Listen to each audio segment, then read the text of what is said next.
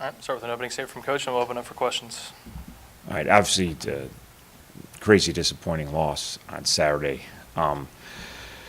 Game was an offensive game from the get-go. As we always talk, you don't know how a game's going to go. You're going to play some low-scoring games during the year. You're going to play some normal games, and you're going to play some games that just turn out to be a little bit of a shootout. And kind of from the get-go, that's kind of had the feel from the game. We were rolling on offense. They were pretty much rolling on offense. Both defenses, you could see, were back on their heels. Both defenses as the game went on got more tentative, and when you're not having success and having stops. So as we talked yesterday, when you get in those games, you got to win with your offense. Again, you got to find a way to get a couple stops defensively. It was a 10-possession game. There wasn't a lot of times that the offenses weren't moving the football. For us offensively, obviously, did tons of tremendous things, having 608 yards on 10 possessions. That's almost unheard of, and they had almost 600 yards on 10 possessions, which is almost unheard of. But the first drive, we rolled down the field. We put together a really, really nice drive, mixing run, pass, formations, all the different things. Everything was pretty easy. We get down the red zone, and we got Gardner wide open in the back of the end zone. We don't throw a good pass, and we get an interception. Okay, that's 7 points. And then the last drive, we get a stop. They miss the field goal. They go on a 9-minute drive. We just needed one more possession. Even if they make the field goal, I feel like we're going to win the game. We really put together a nice drive. Our starting quarterback's out, our starting center's out, our starting right tackle's out, blah, blah, blah. And we're just kind of moseying down the field. We hit James. We know what coverage you're in. We hit James on a post route. Everybody thinks he's in. TV thinks he's in. There's big confusion with the clock. He's not in. He's on the 1. So minute 50 now. We're 49. We're trying to sort it out. Decision there either. I was thinking about, hey, do we try to – we don't want to go backwards, but do we try not to score for a couple plays? You can take it a 4th down and kick a field goal and try to run the clock out. Just kind of made the decision that, hey, we're going to go ahead and score, try to score the 2-point play, get up 7. If you're up 7 with a minute 30 left, you got a great chance to win. Even if you're up 5 with a minute 30 left, they can't even get you with the field goal, so they got to drive down and score. So we made the decision, went with our short yardage call that we run all the time, and Trawick got lined up wrong. Unfortunately, Billy kind of saw it. Billy said it afterwards. God, I knew he was way too tight. I almost called timeout. I didn't call timeout. It's those decisions that you obviously can't see from the sidelines. You can't see it from the box. The snap hits our fullback, goes awry. They return it for a touchdown. Somehow we lose a football game. Offense regrouped pretty quickly. We drove back down there, had a chance, don't complete a ball on 4th down, lose the game. So, again, even though obviously we played much better on offense than we did defense, I still think it falls in that type of game, the offense has to get the last score. The defenses were real, and you got to hang in there. You got to keep playing. You got to find a way to get a couple stops. We got the stops necessary. Not that I'm saying I'm happy with how our defense plays. That's not what we're saying. But, you play a low-scoring game. Sometimes you rely on your defense to get it done for you. Sometimes you play high-scoring games, and and that's just the mindset you have to have. And our offense, again, I'm not knocking our offense because they did do it. We drove down to the 1, but we got to finish and we got to execute the last play, and we got to get aligned properly, and we got to score. It's not like we haven't run the play before. We ran for a touchdown already this year. It's our kind of less than a yard play that we use, and obviously almost unfathomable. As I witnessed it, it was. I didn't even know what to think.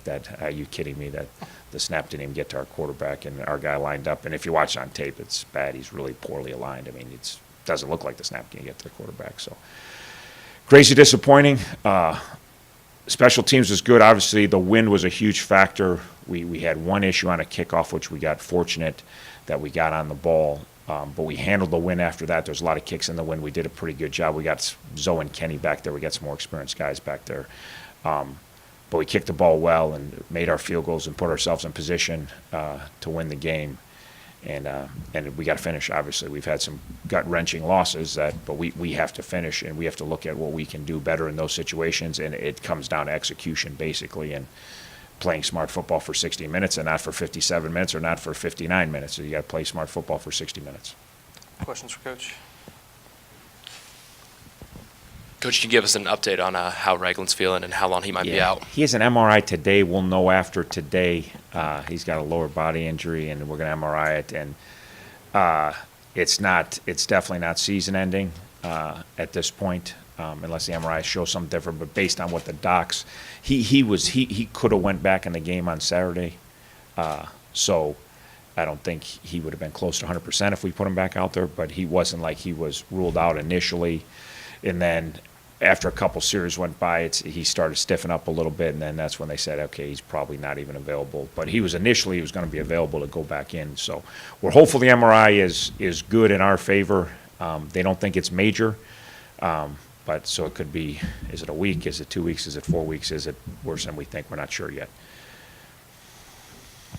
You mentioned Billy did something with his non-throwing arm in the game too, but he's starting this week, so I guess he's okay to go? Yeah, he's fine. He just he jammed. He's got a bruise on his wrist. When the ball hit Trawick, Billy's trying to locate, went shooting over to the left. He dove into a pile and messed up his wrist a little bit. But he's no break, no internal damage. Just basically got a bruised wrist on his non-throwing. So that's not even. He practiced yesterday and took snaps and threw the ball, and so he could have played yesterday. That's not even an issue. The fact that Bowling Green can come in here, a team that has yet to win a game, but came in here and gave you guys such a tough game and obviously beat you guys, what does that tell you about the competitive nature of the MAC and just how even the teams are throughout this conference? Doesn't really tell me anything because I knew going in, like everybody just looks at records and one loss and I mean they don't. You look at last Saturday in the MAC, okay, Akron beat Ball State. Ball State had some turnovers. It's 31-3. Toledo beats Eastern Michigan 20-15. Not only very close game, but very low scoring. And I know there's some weather, but bizarre when you think of those two teams. Toledo's puts up a lot of points, and Eastern's pretty. If you thought that one was going to be close, you'd think more 30s or 40s. But it's just bizarre. When I saw the score, I wasn't surprised it was close, but I was surprised how low scoring it was. Then you say 7 overtimes, the longest game in history of college football. Western at Buffalo, and then you say Central Michigan goes in Athens and beats OU, and Bowling Green comes in here and. Not a whole lot of things make sense unless you really follow the MAC. And like for us coaches, we're not surprised. I'm always on the end of Frank Solich's press conference or whatever audio conference just because I'm on after him, so I have to be waiting.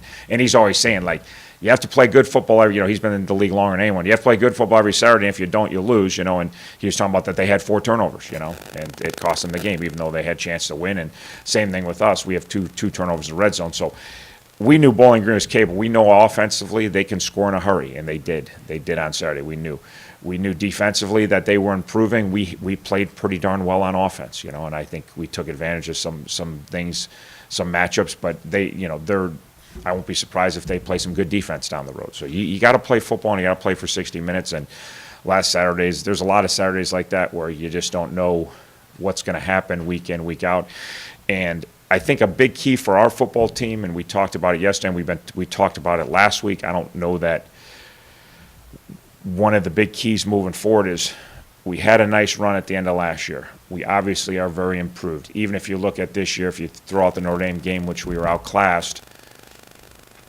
we could have 5 wins, all right? Could have 5 wins, and having 5 wins are 2 different things, all right? And Marshall's playing some really good football, and Marshall keeps beating teams. And our team, I think, still is in the mindset that we know we're playing and doing a lot of good things. We know we're putting ourselves in position to win. We used to show up to games hoping, praying. We know we can play with everyone. We know we can beat everyone, But I think in our mindset, you win 6 last year, everybody raves about you in the offseason, and we still at times want it to be easier than it's going to be. And that's where that lack of focus comes from. There's times in the game where we think, okay, we've arrived, and we haven't arrived, and no one in this league's arrived. No one in this league's ever arrived. And again, so I think we think we're going to make enough plays and just make more plays than you because we have playmaking ability, and we can put a highlight tape together every week of the amount of plays we make is fantastic. Now it comes down to the mental errors and snapping the ball and not getting lined up right, all right? Or not executing a simple call on defense and giving up an easy pass or an easy run, which happened on Saturday because at some point in time we think we've got it and we think it's going to be okay and we take our foot off the gas. And last year we weren't worried about low scoring, high scoring, middle scoring, pretty ugly. We were just trying to win a game. And we got in a really good mindset of just trying to play football. And, we beat Kent State a year ago, 14-10 or something. It was right on the score. It was very low scoring. It was a defensive battle, your standard Kent State. A couple weeks later, it's 21-17 halftime against Central, and both offenses are rolling. But we didn't care. Saturday, there's times that defensively we were starting to worry about stuff that didn't have anything to do with football. We were worried about that they were moving the ball or how they were moving the ball, and we never had that mindset a year ago because we didn't have any expectations. We have to be able to handle the expectations that people think we have a chance to be a good team, and we think we have a chance to be a good team, and we do have a chance to be a very good MAC team. We're 1-1 in the league with 6 to play, but there's a lot of teams that have a chance to be a good MAC team, and we have to play and not care about the scoreboard and not care about if things are good or bad and not take our foot off the gas and not have those critical mental errors, or we're going to continue being dogfights and come out up on the short side of the dogfight. So you've mentioned yourself that you've seen things this year that you've never seen in 25 years of coaching. It's almost like and I know you're talking about the focus and everything. How would you describe the mood of the team at this point in the season? Yeah, I think frustrated. I think frustrated more than anything, feeling like we've left some wins on the table. And then I think frustrated with our execution, that when they go back and look at things and say, we got first and goal at the 1, we snap the ball and hand off. The game's not over, but there's going to be a minute 30 left, and we're up 5 to 7 points, and you got a heck of a chance to be 2-0 in the league. So I think, Saturday left everyone a little bewildered. Even me after a game, of all the ways to lose a game, I never really dreamt of losing one like that. But and the frustrating thing too for us is when you do some good things to put yourself in position to win, if you can snap the ball and hand it off, again, you're talking about we lost our starting quarterback and came back and won a game with our backup. Now we know our backup's capable and he's got some experience, but that's still a tough situation when you haven't played it down for 6 weeks, and then you come in a rainstorm and your team's down, and you do a great job of leading your team down the field and making a play under duress, and again, there's so many positives that we can't. It's hard to stay focused on them. You want to be talking about what we did Saturday. In how we fought through a tough situation, how we came from behind, had a great come from behind victory, and we're tied for first in MAC. That's what we. So you don't want to forget about those positives, but it's just hard when you lose a game to even, and how you lose it. It's even harder to sit there and focus on the job that some of the guys did in playing and putting us in position. So. What's the outlook on Kent State this week? What challenges do they pose to your football team?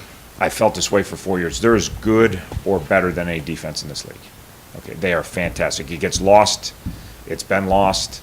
Paul and his defensive staff do a really good job. They have really good personnel. They do a really good job, and they always have, at least my 4 years. I don't know what was going on before then, but my 4 years, even Clemson. You watch a Clemson tape, which I've watched every snap of that game. They had Clemson bottled up. Now, when Clemson guys got out there and there's a little air, they got touchdowns. Plays that would have been 6-8 yard gains in the MAC. Some of the Clemson guys turned them into 60-yard touchdowns because they got crazy freak athletes. But Clemson struggled to move the ball with any consistency. They got some big plays because they ran by a guy because they got a 6'5" guy that runs 4.3, and they got a quarterback and tailbacks that if there is a crease, sometimes it could get ugly in a hurry. But they had them bottled up. You take away the Clemson and Louisville games, nobody's moved the ball on. Marshall at 7-0 in the fourth quarter. It's 7-0, and Marshall's lucky to have 7. And you look at even in the MAC games, it's Northern Illinois, all they can do to move the ball, all they can do. No one runs on them, no one throws on them. There's not. You take Clemson, Louisville, there's no big play tape. There's no, and that's how it's been. And you look at their games now. Offensively, they had a plan this year, and they lose their top guy, and now that plan gets a little bit thwarted. They were going to run the ball like they like to and play great defense and put them in position to be a very competitive MAC team, and they're still a very competitive MAC team, and they're very difficult to beat, and they'll be very difficult to beat on the road. It's very difficult to produce points.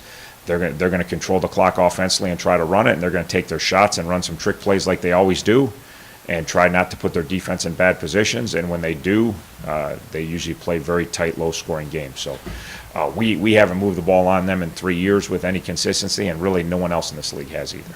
If they don't turn it over and they don't put their defense in bad spots, it's tough to get to 20 points on them. They just don't give up a lot of points.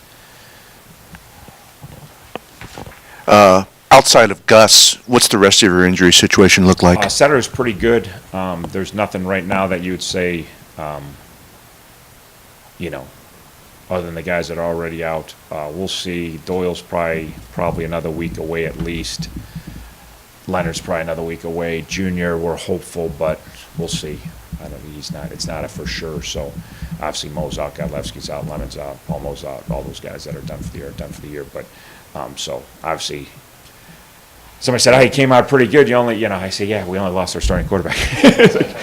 But I'm with it. It wasn't a terrible day at the office as far as injuries, but unfortunately, it was obviously to a key guy. Good thing for us is, we got a backup that has a lot of ability and really played well in short notice on Saturday. And like I said, it's unfortunate for him and for us that this whole press conference could be talking about him and coming in and come 6 games in the Dale and fighting through the offseason. He loses his job a year ago, not necessarily based on play, based on he's hurt and another guy comes in and we get on a roll. By the time he gets healthy, you got a 3-game winning streak and it's not really up for discussion what's going to happen. You're not going to go back to him. If we didn't have a 3-game winning streak, who knows what we would have done.